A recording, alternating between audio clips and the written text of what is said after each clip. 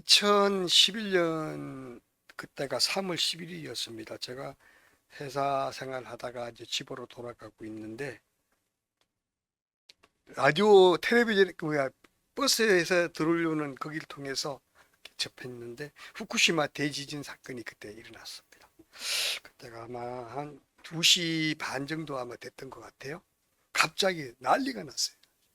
그리고 이제 그 잽싸게 제가 또 이렇게 스마트폰으로 화면을 켜서 볼 때 엄청난 사고가 이제 터져서 쓰나미가 밀려오고, 그리고 또 후쿠시마 대원전이 사고가 폭발했고 지금까지도 거기 사용을 못하고 있죠. 엄청난 사고가 벌어졌는데 얘가 자꾸 화면이 저절로 죽어버리는데 자꾸 죄송합니다. 그걸 보면서 이런 엄청난 사고가 나도 모르는 사이에 어느 순간 나타나는 거예요. 우리가 아주 평안하게 살아가던 일상 속에서 이런 사고가 터졌을 때 우리는 갑자기 엄청난, 그죠? 그 시리에 빠지게 되고 모든 삶이 무너지게 되고 생각도 가족도 다 잃게 되고 이런 일이 벌어지는 거죠. 이처럼 평탄하던 일상에 갑자기 어느 날 비가 내리게 되고 거친 홍수가 밀려오고 태풍이 밀려오고 광풍이 밀려왔을 때 어느 순간 삶의 터전을 잃어버리는 이런 사건들을 많이 보게 됩니다. 뉴스마다 수시로 나타나게 되죠. 우리 인생도 마찬가지 같습니다. 인생의 긴 여정을 걷다 보면 누구에게나 감당하기 어려운 힘든 그런 풍파가 몰려올 때가 있습니다. 근거 없는 소송을 당할 때도 있고요. 뜻밖의 상실을 당할 때도 있고, 이별을 겪기도 하고, 엄청난 모욕을 당하기도 하고, 우리 육신의 질병과 이런 병마로 인해서 고통당하기도 하고, 온갖 끔찍한 시련들이 우리 삶 속에 다가오게 됩니다. 마태복음 7장은 이런 시련을 겪는 성도들을 향해서 예수께서 하시는 말씀입니다. 소망의 말씀을 주신 것인데 이 말씀을 잘 생각하고 우리가 받아들이면 우리 삶 속에서 이런 풍랑 가운데서도 평안을 누릴 수 있지 않을까 하는 생각을 해서 말씀을 준비해 봤습니다. 험난한 인생길에서 비가 내리고 이처럼 창송하고 이런 엄청난 풍파가 몰려왔을 때 우리가 무너지지 않으려면, 평안을 유지하려면 어떻게 해야 되는가? 믿음의 기초를 단단한 반석 위에 세워야 한다. 오늘 말씀의 주제입니다. 우리는 살면서 아는 것과 행하는 것이 다름을 느낄 때가 참 많습니다. 우리 많은 사람들이 잘 알고 있어요. 건강을 지키기 위해서 꾸준히 운동해야 된다. 건강을 지키기 위해서 몸에 좋은 것만 골라서, 그죠? 잘 음식을 조절하고 그렇게 살아야 된다. 근데 실제로 그렇게 한 사람 별로 없는 것 같아요. 특히 믿지 않는 사람들은 그 뻔하게 알면서도 맨날 술 먹고 그냥 자기 몸을 학대하고 이런 경우도 되게 많고요. 그냥 폭식하게 되고 아무 때나, 그죠? 건강관리 전혀 운동 못하게 되고 이럴 때 너무 많아요. 잘 아는데도 그렇게 하면 건강해지는 거 잘 아는데도 못한다는 거죠. 매일매일 빠짐없이 운동하면서 또 음식 관리를 잘 하면서 욕심 부리지 않고 지혜롭게 살면 건강하게 산다고 잘 아는데 안 된단 말이에요. 절대 안 돼요. 왜 안 될까요? 식욕이 그냥 넘치면은 음식을 어때요? 관리를 못하고 막 먹어버리는 거야. 그죠? 몸이 또 피곤하고 귀찮으면 운동 안 하게 되는 거예요. 또 일이 바쁘다는 핑계로 못 하게 되는 거죠. 이와 마찬가지로 성도의 신앙생활도 똑같다는 거예요. 똑같아. 우리 신앙생활도 똑같아. 그래서 본문 21절에서 예수님이 이렇게 말합니다. 나더러 주여 주여 하는 자마다 다 천국에 들어갈 것이 아니요 다만 하늘에 계신 내 아버지 뜻대로 행하는 자라야 들어간다. 너가 말씀을 많이 읽고 묵상하고 설교 듣고 해서 잘 알지만 그걸 지키지 못하면, 생활 속에서 현실화시키지 못하면 예수께서 알지도 못한다. 천국에 들어가는 건 고사하고 나는 너를 알지도 못한다. 분명히 열심히 예배드리고 열심히 성경책 읽고 열심히 기도하고 할 거 다 있는데 내 삶을 통해서 그걸 실천하지 못했을 때, 그 말씀이 내 삶을 통해서 순종하지 못했을 때 도무지 나는 너를 알지도 못한다라고 이렇게 말할 것이라는 예수님의 엄청난 말씀이 오늘 소개되고 있습니다. 우리가 매주 예수 믿고 교회 다니고 예배드리고 주여 주여 주여 부르며 기도하고 그렇게 했는데 그러나 예수님은 그것만으로 충분하지 않다라고 말하고 있는 거예요. 진정한 신앙은 입술의 고백을 넘어서야 한다는 거죠. 하늘에 계신 아버지 뜻대로 행하는 삶. 성경 말씀을 통해서 우리에게 알려주고 계신 그 말씀들에 순종하며 그 말씀을 지켜서 행할 때, 그럴 때 내가 너를 드디어 알겠다. 너는 나의 백성이다. 함께 살자. 모셔드린다는 거죠. 아는 것은 삶으로 실천하는, 아는 것으로 끝나는 게 아니고 이걸 삶을 통해 실천하는 그런 성도가 되을 때 드디어 내가 받아들이겠다는 하나님의 말씀이에요. 예수님의 말씀이에요. 본문 첫 번째 제가 이렇게 그 말씀을 풀어가면서 느끼는 것은 주여 주여 하는 것보다 중요한 것은 말씀으로 순종하는 삶이다라는 메시지가 첫 번째 키워드가 됩니다. 오늘 본문 22절에 23절 오늘 말씀에 나왔던 말씀 보게 되면 22절 10분 나왔나요? 나오죠? 우리가 주의 이름으로 선지자 노릇도 하고 귀신도 쫓아내고 많은 권능을 행하지 않았습니까? 라고 많은 성도가 주님 앞에서 얘기할 거라는 예수님의 말씀이에요. 너네들이 말세에 나를 만나고 심판주 하나님 앞에서 주여 나는 주의 이름으로 귀신도 쫓아냈고요. 주의 이름으로 복음도 전했고요. 주의 이름으로 설교도 했고 주의 이름으로 하나님을 전도했고 다 했는데 저를 모르십니까? 이렇게 얘기했을 때 예수님께서 뭐라고 하신다고요? 내가 너희를 도무지 알지 못한 불법을 행하는 자들아 내게서 떠나가라. 이 말씀을 생각해보면 우리가 굉장히 헷갈려요, 사실. 그죠? 열심히 교회 다녔고 열심히 전도했고 열심히 봉사했고 열심히 충성했고 그랬는데 모른다는 거야. 불법을 행하는 자들이라고 책망을 받는 거예요. 이 도무지 어디에 핵심이 있는가를 잘 생각할 필요가 있는 거죠. 우리는 교회 다녔어요. 열심히 복음을 전도했어요. 열심히 신앙생활 했습니다. 헌금도 했습니다. 다 했어요. 그랬는데 나는 너를 도무지 알지 못한다. 본 적도 없다. 알 수가 없다. 오히려 그뿐만 아니라 불법을 행하는 자들아라고 책망하고 있다는 거죠. 이 말씀의 깊은 뜻은 성도가 아무리 대단한 업적이나 외형적인 사역의 성과를 이뤘다 할지라도 오로지 그것들이 자기의 의를 위해서 했다면 불법이라는 거예요. 너를 위한 것이 나를 위한 게 아니라는 거죠. 말씀에 순종한 일이 아니라는 거지. 너가 교회 열심히 와서 다른 사람들에게 너의 이름과 너의 명예와 너의 의를 높이기 위해서 활동한 모든 것들은 하나님께서 받아주지 못한다는 거죠. 사실 무서운 얘기, 엄청 무서운 얘기. 내가 열심히 교회 다니고 했는데 도무지 그것이 아무것도 아니라는 거지. 오직 하나 이렇게 말합니다. 하나님께 우리에게 요구하시는 것은 엄청난 규모의 실적이나 열매가 아니라 하나님과의 바른 관계를 통해서 날마다 동행하는 친밀한 교제를 원하고 계시다. 하나님께서 너의 진심, 너의 진정한 신앙생활, 내 말씀에 진정으로 순종하는 삶, 그걸 원한다. 두 번째, 우리가 하나님 안에서 아버지의 뜻을 따르고 그분의 뜻에 순종하는 삶을 살았는가 하는 거죠. 너가 이름을 알리기 위한 삶이었는가? 내가 기뻐하, 내가 영광받는 일은 이게 핵심이라는 거죠. 신앙의 깊이가 바로 여기에 있다는 것이죠. 신앙의 중심은 너, 나냐 하나님이냐, 나냐 하나님을 내 주인으로 모셨는가, 내가 내 삶의 주인이었는가 하는 거기에 핵심이 있다는 것이죠. 근데 실제로 많은 사람들은 아니면 많은 사역자들까지 많은 목회자들까지도 내가 영광받는 게 참으로 많다는 거죠. 우리가 헷갈릴 때가 너무 많아. 교회가 우리는 지금 작은 소수의 인원이 모이는데 이곳에 주님을 모시고 있다면 이것이 바로 하나님의 나라라는 것이에요. 하나님 원하는 것이라는 것이.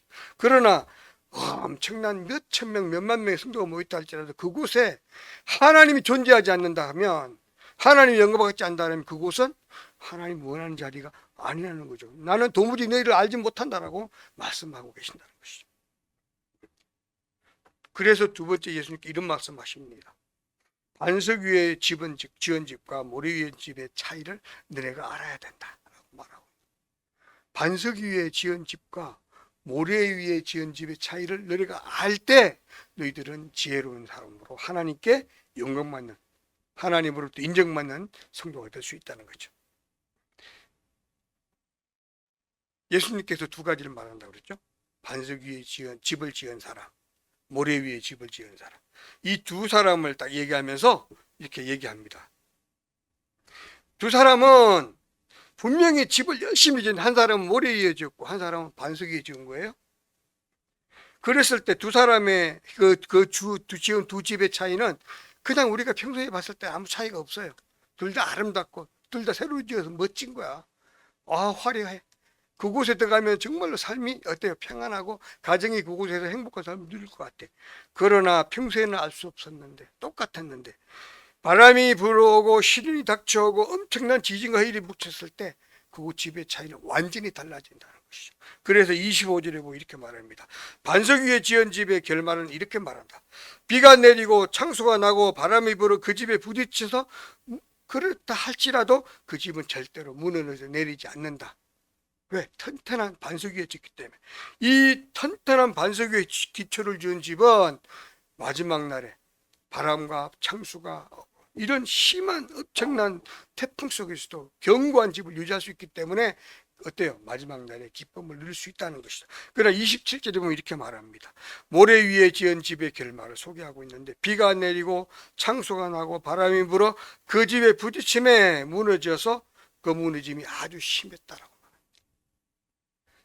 모래 위에 지은 집은 창수가 나고 바람이 태풍이 불어 지진이 오면 무너져 버리나, 그러나 반석 위의 집은 튼튼하게 그 집에 견고하게 설 수 있다는 것이죠. 여기서 비와 홍수와 바람은 우리 삶에 찾아오는 인생의 풍랑을 표현하기도 합니다. 또 인생을 통해 때때로 닥쳐오는 각종 역경을 이르기도 합니다. 여기서 인생의 풍랑이란 우리 삶을 통해서 우리가 아프게 하는 것들, 이것들 다 인생의 풍랑이 될 수 있습니다. 그러나 그것이 전부가 아니고요. 또한 마지막 날에 우리가 겪게 될 심판, 하나님 앞에서 우리가 겪게 될 일들이라고 생각할 수가 있어요. 자기 인생을 반석 위에 세운 사람은 지혜로운 사람이다. 이건 뭐냐면 마지막 날을 준비한 사람이라는 거죠. 말씀에 순종한 사람들이고 말씀 따라 살았기 때문에 하나님 앞에서 아들로서 자식으로 인정받은 사람들이라는 것이죠. 또 요즘 며칠 전에도 또 일본 구마모토에서 7.1의 지진이 났다는 뉴스가 들려왔습니다. 많은 피해가 속출했고요. 많은 사람이 죽었다는 그런 소식, 안타까운 소식들을 전해왔습니다. 마찬가지 여기서도 대형 쇼핑몰이 무너져서 그 무너짐 통해서 직원들이 많이 죽고 그랬다고 그래요. 이런 끔찍하고 비극적인 사건, 우리 주변에서도 많이 나타나고 있죠. 모래 위에 집을 지은 것 같은 사건들, 심각한 부실공사, 이로 인해서 많은 사건들이 우리나라에서도 나타나고 있는데요. 1990년대에 그날이 아마 그때가 아마 6월 달인가 아마 그랬던 것 같아요. 그죠? 그래서 여러분들 다 아는 삼풍백화점 사건 무너져 내렸을 때 그때도 아마 저녁 5시 아마 전후였던 것 같은데, 그래서 많은 그 여인들이 이렇게 저녁 반찬 이렇게 준비하기 위해서 또 많이 가 있던 그 시간에 무너졌어요. 한 20초 정도에 완전히 무너졌는데 5층부터 바닥 끝까지 지하철 밑에까지 다 무너져 내려요. 완전 폭삭 무너져 버렸어요. 그로 인해서 한 500여 명이 죽고요. 거의 한 1000명 가까운 사람들이 다치고 엄청난 어마어마한 사건이 나타났는데, 그때 그 삼풍백화점 있던 자리는 서초구였는데요. 아주 비싼 집들이 막 이렇게 있는 그런 잘 사는 상류층의 사람들이 사는 그런 지역이에요. 뭐 그것이라고 하나님께서 여기는 절대 사고가 안 나, 그거 없어요. 부실 시공이 이루어진 건물을 그냥 가차없이 일어난 사건이었던 거예요. 나중에 조사한 결과를 보게 되면요, 불법으로 구조 변경을 했다고 그래요. 일반 쇼핑 이렇게 건물이었는데 그거를 백화점으로 바꾸면서 기둥을 많이 이렇게 축소했다. 가늘게. 굵은 튼튼한 기둥을 없애고 가늘게 한 25%를 축소시켰다고 그래요. 그리고 철거를 많이 빼냈다고 그래요. 왜? 공간이 넓어야 되니까 시원한 공간을 만들기 위해서 그 공사를 했고요. 두 번째, 무리한 증축을 해가지고 또 지붕에다가는 엄청난 어떤 그런 이렇게 에어컨 냉각탑을 3개를 또 이렇게 추가로 셨대요. 식당가를 또 이렇게 만들면서 이렇게 온도를 이렇게 하면서 엄청난 돌들을 쌓아가지고 무게를 하중을 이렇게 견딜 수 없게 만들었고, 또 3번째로 그날 오전에 기둥이나 이렇게 벽에 금이 가는 걸 발견을 했는데 위험한 걸 뻔하게 알면서도 그래도 아무 고객을 대피시키지 않고 그래도 영업을 한 거예요. 이 3가지가 결정적인 원인이었다고 발표를 했습니다. 이게 뭐예요? 위기감이 없는 거죠, 위기감. 그죠? 사고가 뻔하게 날 수밖에 없는 상황을 인간이 만든, 인재라고 그래, 인재. 겉으로 보기에 삼풍백화점은 서초동 고급 주택가를 대표하는 랜드마크라고 그랬어요. 그 당시에 그렇게 말했고요. 하지만 그 기초는 모래 위에 지은 집과 똑같다는 거예요. 사고 날 수밖에 없는 그런 상황이었다는 거죠. 위기감을 느끼지 못한 사람들이 사고를 뻔하게 알면서도 이런 일을 저지른 거야. 결과는 어떻게 됐습니까? 비참한 사고를 일어났고 500명이 넘는 사람이 죽었고요. 거의 1000명 가까운 사람들이 다쳤습니다. 이처럼 부실공사의 최후는 엄청난 결과로 이어지는데, 이 부실시공이라고 하는 것, 이것이 바로 모래 위에 지은 집과 같다라는 거죠. 예수님께서 말씀하신 모래 위에 지은 집, 바로 이런 사건들이 겉모습은 화려하고 그럴 때 보이지만 영적 기초가 모래 위에 지은 집처럼 어설픈 인생들의 삶을 얘기하는 겁니다. 자기 경험, 자기 욕심, 나를 위한 것들, 이런 것들이 바로 모래 위에 쌓아올린 인생인 것 같다라는 거죠. 평생시는 이렇게 사는 사람들의 삶은 화려해 보이고요, 행복해 보이고 뭔가가 잘 되는 것 같고 누구보다도 성공한 것 같고, 그러나 아무 문제 없어 보이는 이런 것들 위에 거센 바람이 불어올 때 이 백화점처럼 처참하게 무너져 버릴 수밖에 없는 것이 우리 인생의 삶의 모습이라는 것이죠.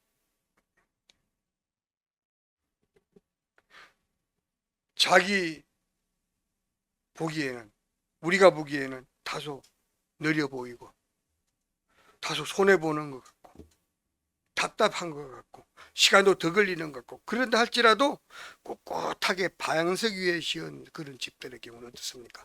결코 넘어지지 않죠. 무너지지 않습니다.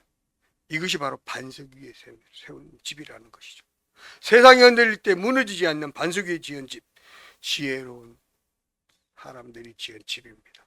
우리 신앙도 똑같다라는 것이죠. 오늘 우리 삶도 마찬가지입니다. 삶이 평안할 때, 아무런 일이 없을 때 어떤 집이 모래 위에 지은 집인지, 어떤 집이 반석 위에 지은 집인지 알 수 없지만, 우리는 알 수 없지만, 그러나 언제 알 수 있습니까? 마지막 때, 주님이 오셨을 때, 심판대 위에 섰을 때, 광풍과 태풍이 몰아쳤을 때 그 결과는 분명하게 나타난다는 것이죠. 예상치 못한 위기의 상황이 나타났을 때 그 결과는 어때요? 처참한 결과가 나타날 수밖에 없다는 거죠. 우리가 겪게 되는 건강의 위기, 경제적 시련, 사업의 실패, 인간관계의 갈등 같은 인생의 풍랑이 찾아왔을 때 신앙의 기초가 튼튼한 사람과 그렇지 않은 사람은 분명하게 달라진다는 결과가 나타나는 거죠.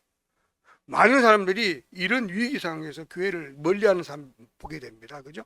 평소에는 집사가 되고 장로가 되고 권사가 되고 열심히 교회 생활하고 했는데 위기 상황에서 하나님을 떠나버리는 사람을 참 많이 보게 돼요. 바로 이와 다를 바가 없다는 것이죠. 그렇다면 예수님께서 말씀하시는 반석은 도대체 어떤 걸 말하는 거예요? 반석, 여기서 말하는 반석 24절을 보게 되니까 이렇게 말합니다. 그러므로 누구든지 나의 이 말을 듣고 행하는 자는 그 집을 반석 위에 지은 지혜로운 사람과 같다. 그럼 뭐라고요? 지혜로운 사람이 지은 반석 위에 지은 집 어떤 거라고요? 나의 이 말을 듣고 행하는 자. 여기서 이 말은 뭡니까? 하나님의 말씀. 오늘 이 말씀은 오늘의 본문의 말씀은 산상수훈의 마지막 결론의 말씀이에요. 그럼 어떤 것들입니까? 예수님께서 하신 이 산상수훈의 말씀들을 얘기하는 거예요. 말씀을 지키는 자, 말씀을 따르는 자, 말씀대로 순종하고 살아가는 사람이 반석 위에 집을 지은 것과 같은 사람들이다. 이렇게 말하고 있는 거죠. 반석 위에 집을 지은 사람은 단순히 하나님의 말씀을 많이 듣고 아는 것에 머무는 것이 아니라 아버지의 뜻을 알고 수장하는 그것의 단계를 넘어서서 실천하는 사람, 하나님의 말씀에 순종하는 사람, 그 말씀을 실천하는 사람을 말하는 것이다. 그것이 바로 반석 위에 지은 지혜로운 사람의 말씀이다. 그러므로 반석 위에 집을 지은 사람은 하나님의 말씀을 삶으로 살아내는 사람들을 말합니다.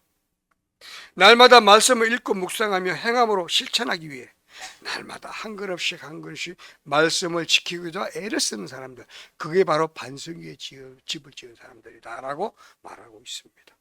반면에 말씀을 듣기만 하고 행동하지 않는 사람은 모래 위에 집을 지은 사람이라고 말하고 있습니다. 아는 것은 많고 입술의 고백은 화려해도 실제 삶의 현장에서 하나님의 의가 그 사람의 삶을 통해서 드러나지 않는 사람은 결코 반석 위에 집을 지은 사람이 아니라는 거죠.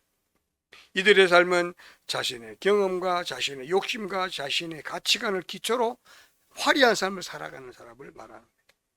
하나님의 뜻대로 행한다는 것은 거창한 기적을 일으키는 그런 삶이 아니라 평소 가정에서, 직장에서, 일상에서 하나님의 말씀이 자기 삶의 기준이 되는 사람을 말하는 것입니다.